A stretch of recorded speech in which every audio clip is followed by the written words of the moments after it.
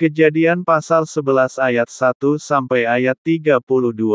Menara Babel. 1. Adapun seluruh bumi, satu bahasanya dan satu logatnya.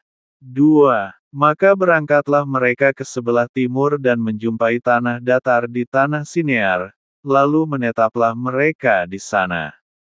3. Mereka berkata seorang kepada yang lain, marilah kita membuat batu bata dan membakarnya baik-baik. Lalu bata itulah dipakai mereka sebagai batu dan tergala-gala sebagai tanah liat. 4.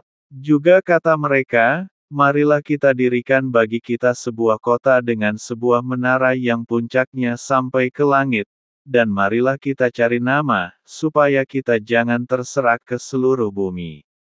5. Lalu turunlah Tuhan untuk melihat kota dan menara yang didirikan oleh anak-anak manusia itu.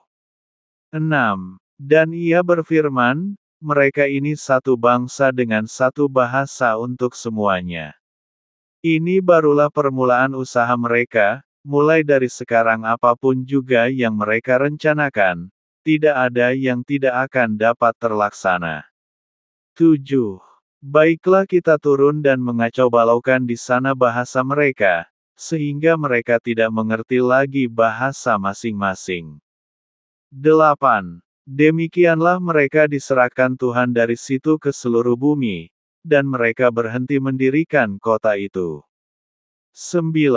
Itulah sebabnya sampai sekarang nama kota itu disebut Babel, karena disitulah dikacau balaukan Tuhan bahasa seluruh bumi dan dari situlah mereka diserahkan Tuhan ke seluruh bumi. Keturunan Zem. 10. Inilah keturunan Zem. Setelah Zem berumur 100 tahun, ia memperanakkan Arphaxad, 2 tahun setelah air bah itu. 11. Zem masih hidup 500 tahun, setelah ia memperanakkan Arphaxad, dan ia memperanakkan anak-anak lelaki dan perempuan. 12. Setelah Arphaxad hidup 35 tahun, ia memperanakkan Selah. 13. Arphaxad masih hidup 403 tahun, setelah ia memperanakkan Selah, dan ia memperanakkan anak-anak lelaki dan perempuan. 14. Setelah Selah hidup 30 tahun, ia memperanakkan Eber. 15. Selah masih hidup 403 tahun, setelah ia memperanakkan Eber, dan ia memperanakkan anak-anak lelaki dan perempuan. 16. Setelah Eber hidup 34 tahun, ia memperanakkan Pelek. 17. Eber masih hidup 430 tahun, setelah ia memperanakkan Pelek, dan ia memperanakkan anak-anak lelaki dan perempuan. 18. Setelah Pelek hidup 30 tahun, ia memperanakkan Rehu. 19. Pelek masih hidup 209 tahun, setelah ia memperanakkan Rehu, dan ia memperanakkan anak-anak lelaki dan perempuan. 20. Setelah Rehu hidup 32 tahun, ia memperanakkan Serug. 21. Rehu masih hidup 207 tahun, setelah ia memperanakkan Serug, dan ia memperanakkan anak-anak lelaki dan perempuan.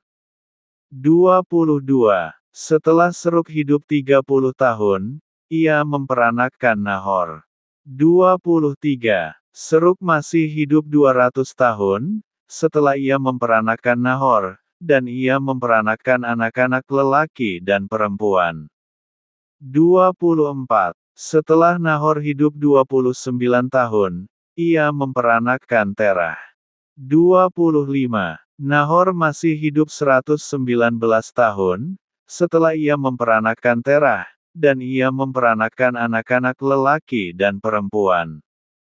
26.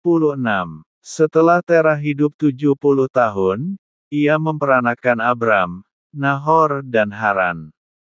27. Inilah keturunan Terah. Terah memperanakkan Abram, Nahor dan Haran memperanakkan Lot. 28. Ketika Terah, ayahnya, masih hidup, matilah Haran di negeri kelahirannya, di Ur Kasdim. 29. Abram dan Nahor kedua-duanya kawin, nama istri Abram ialah Sarai, dan nama istri Nahor ialah Milka, anak Haran ayah Milka dan Yiska. 30. Sarai itu mandul, tidak mempunyai anak. 31.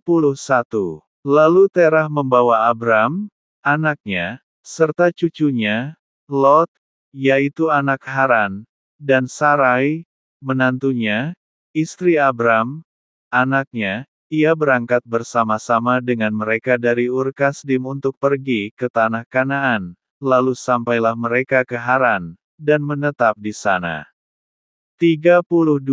Umur Terah ada 205 tahun, lalu ia mati di Haran.